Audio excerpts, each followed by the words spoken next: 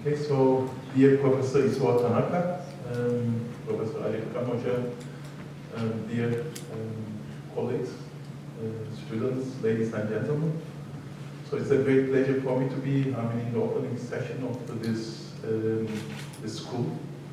And also I'm very pleased that I am coming to meet with you physically because especially during the pandemic period, so we have been many schools by the Institute of the Fundamental Sciences, but these are all online, so it's a good, after a long time, at least for myself, physically be attending one of these events.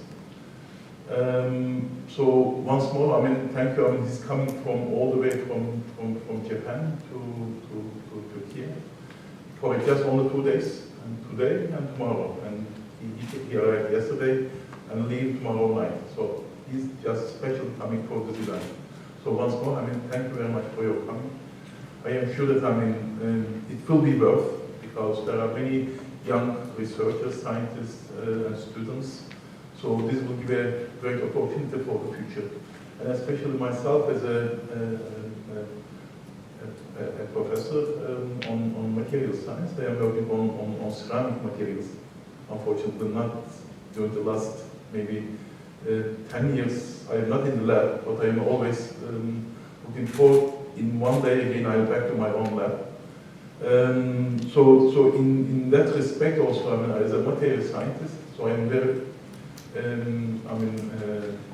I find it very much interested on the topic, especially when we are talking about for the future. So the role for the material science is becoming more and more important, but not in traditional way. So which means that not only trial and error, it's also by, especially today, which we have been going to be, listen on the data-driven point in terms of the development of material science. Okay, so I at least that when I'm meeting with you, just only give the so welcome. So what also I am giving that what I would think about in terms of the importance of the topic. Okay, so this is kind of maybe especially before and after of the COVID. And especially, this is what we are saying, that post-COVID society, because many things have been changing before and after.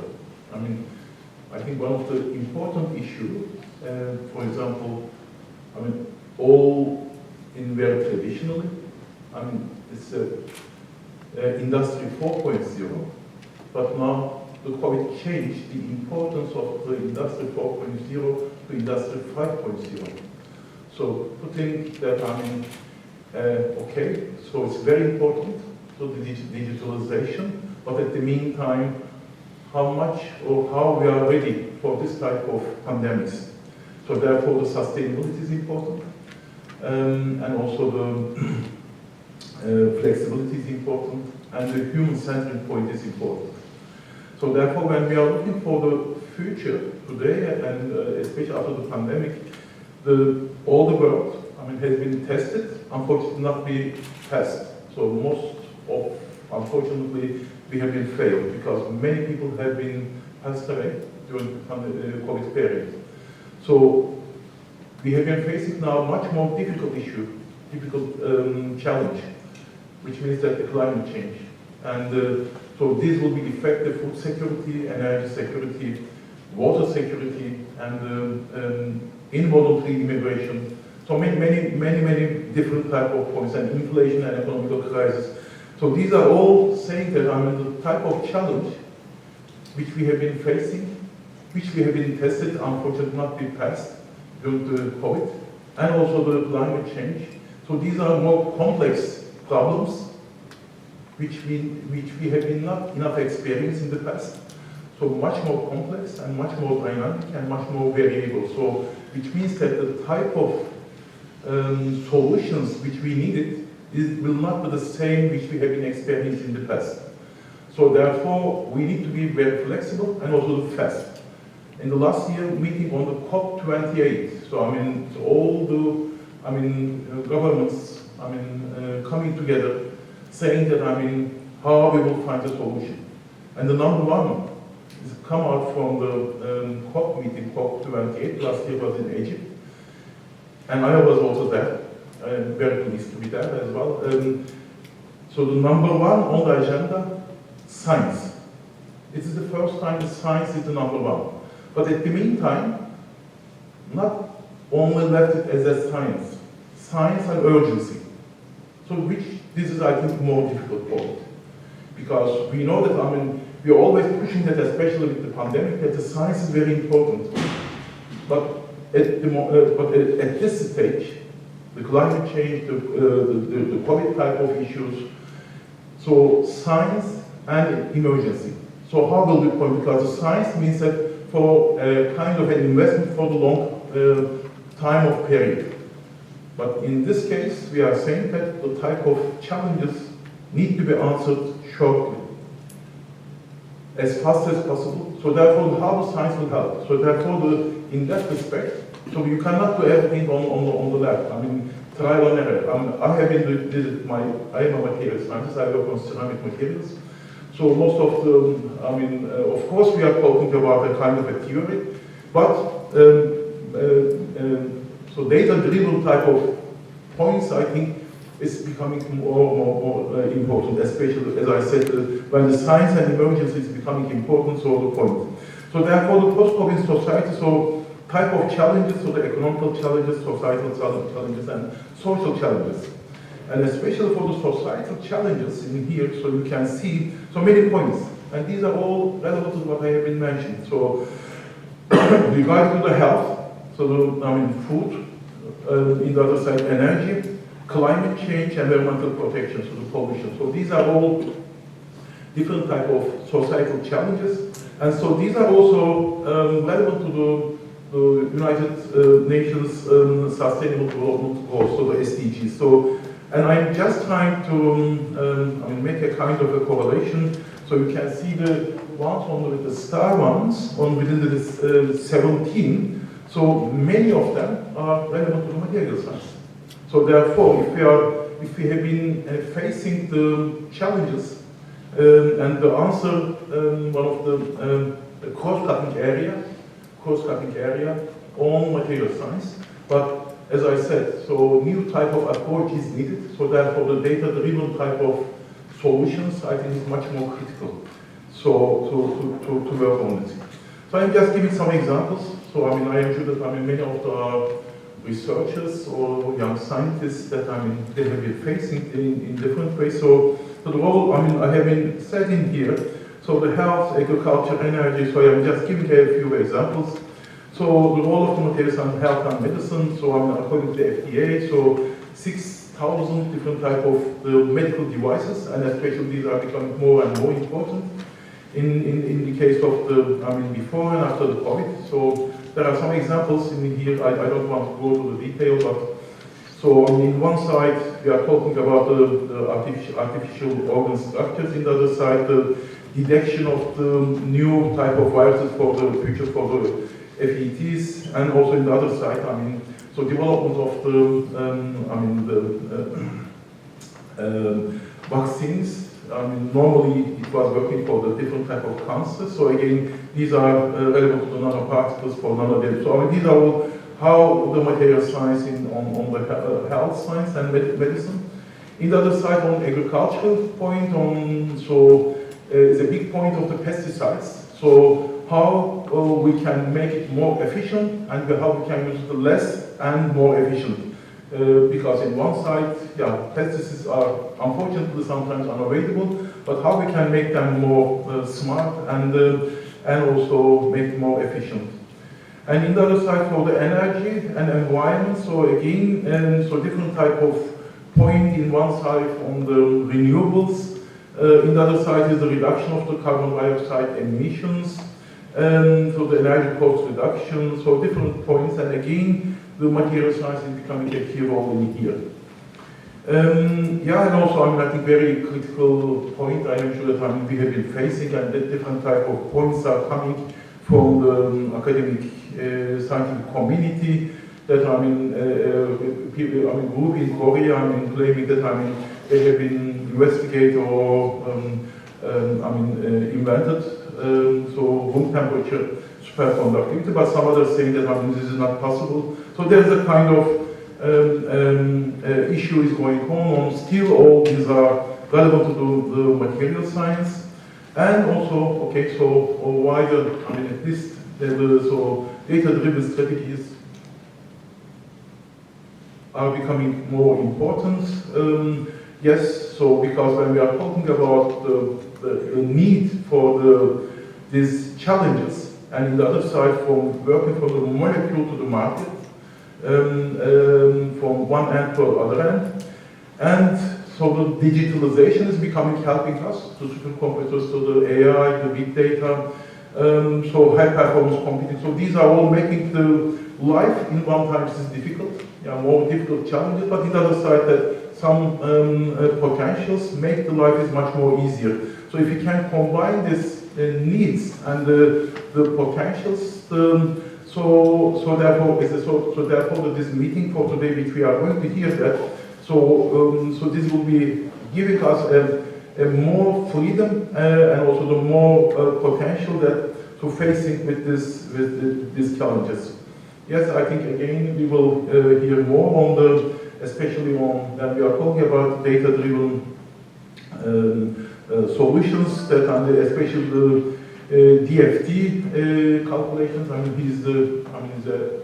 think yes. We will hear it from our professor, Prof.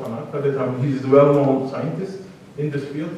So we will hear from the first hand that all the theory and also the potentials for the future. So as a young scientist or researcher, that if you want to go to this area, so you are in here. Coming from the different universities in Turkey. So this will also give you a kind of opportunity to listen from him, and also looking for your either PhD or postdoc or whatever. So so what are the next steps? So we will hear from the first hand. As I said, I am a material scientist, and I am working also on so-called structural materials for high temperature and high pressure type of applications. When I am working many years ago on the Cylon type of silicon, aluminum, oxygen, nitrogen type of ceramics. So these materials can be made more hard and at the meantime tough.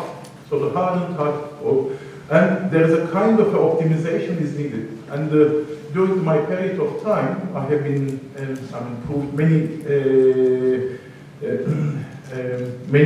claims and make the material. So this has been patented material. Now has been patent has been transferred to Germany, and there's a production is going on, and we are taking also licensing from this.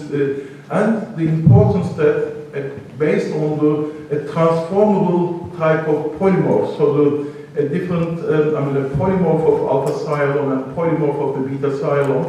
So the alpha is more harder, beta is more tougher. So if you control the transformation from alpha to beta, you can control the hardness and toughness of the material. So exactly matching that data-driven. So as long as if you make the right design from the beginning, so you don't need to make many experiments. So therefore, again, I just make at least showing the importance for my site that of this school.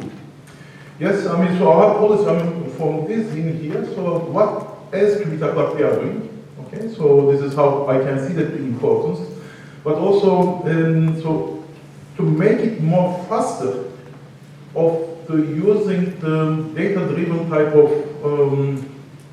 technologies or the science approach. So at the meantime also, I think it's important, maybe it's one of the issues.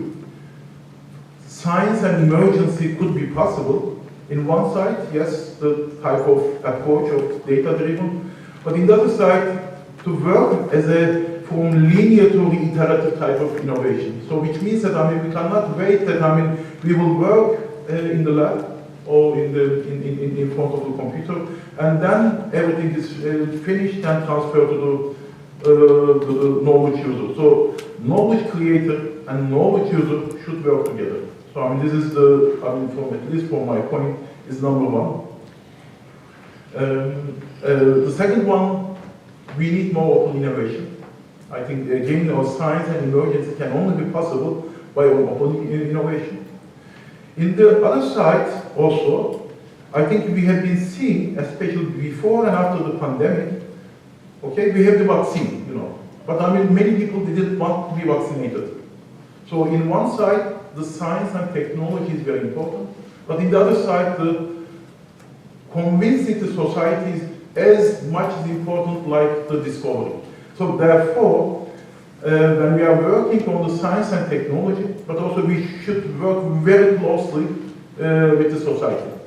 So because many challenges which we have been facing for today and tomorrow, they are much more complex. So therefore the societal involvement, not only the impact, societal involvement is becoming more important.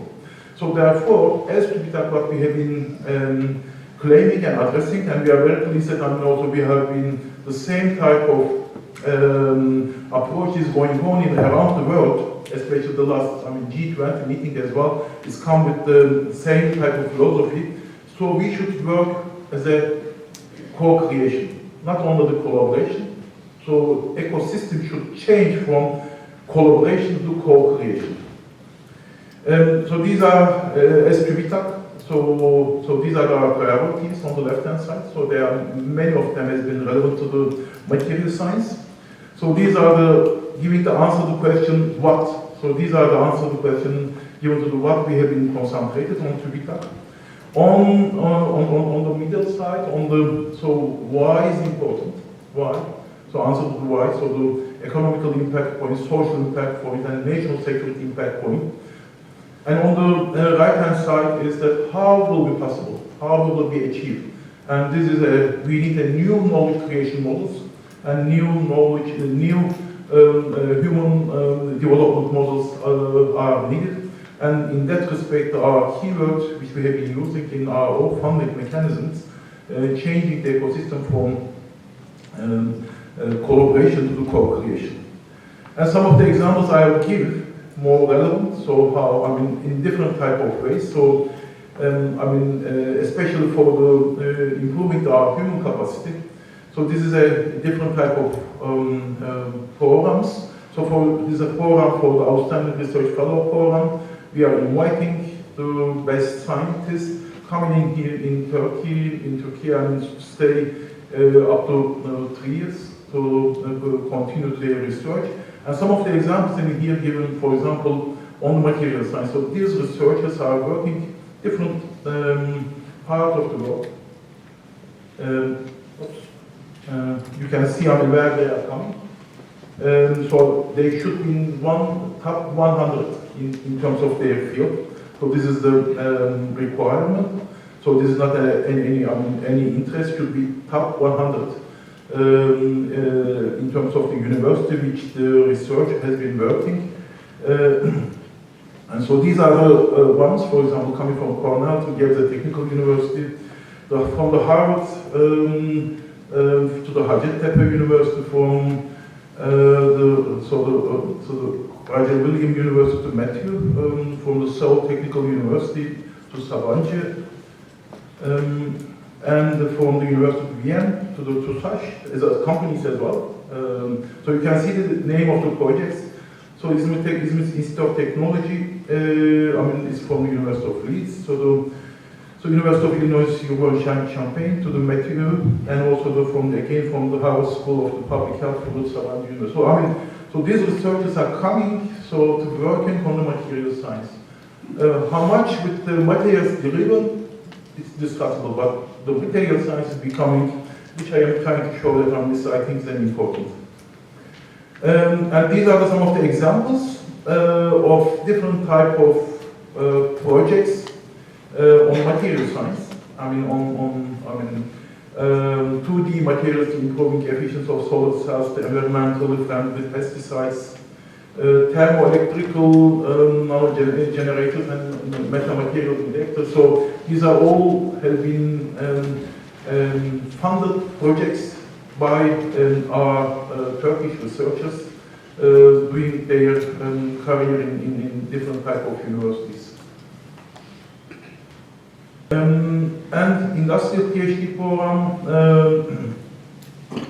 and in here, nearly 1,200 PhD students, and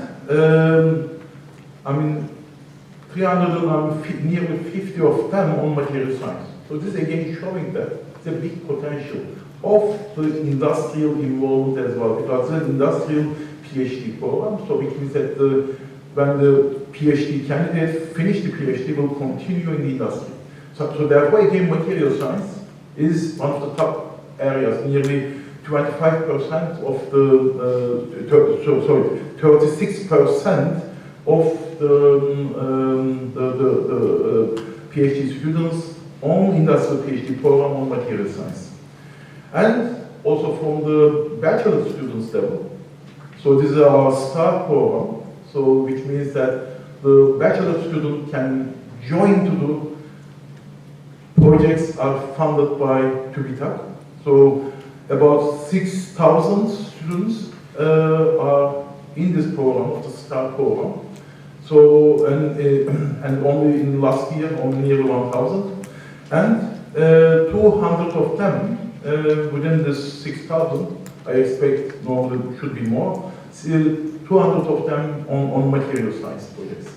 Again, so these students are involving during the bachelor programs, involving one of the working with the PI of the